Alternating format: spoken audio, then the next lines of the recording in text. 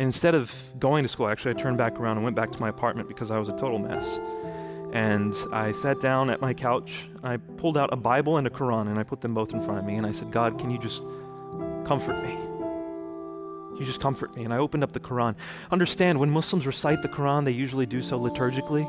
They don't know what they're reciting for the most part. So this was the first time I went to the Quran for personal guidance, to exegete it for personal guidance. As I'm flipping through its pages, I realized there is not a single verse in the Quran designed to comfort a hurting man.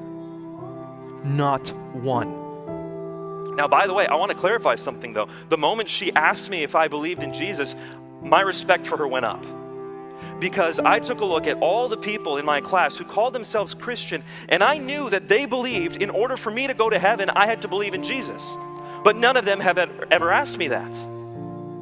So I thought one of two things must be true. Either they don't really believe their faith, or they don't care if I go to hell. If you as a Christian did not ask me if I believed in Jesus, then I believed either you didn't really believe your faith or you didn't care if I went to hell. There's so much I wish I could tell you, but basically here's what I began to realize, that there are plenty of peaceful verses in the Quran and in the traditions of Muhammad's life, and there are plenty of violent verses and stories, tons.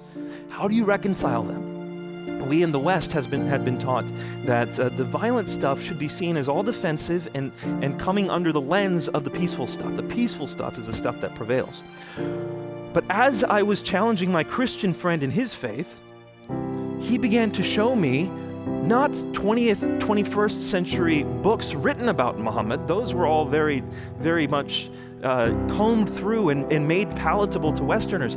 He started to say, Nabil, let's look at the sources of Muhammad's life. Let's look at the Quran itself and the Hadith and the Sirah.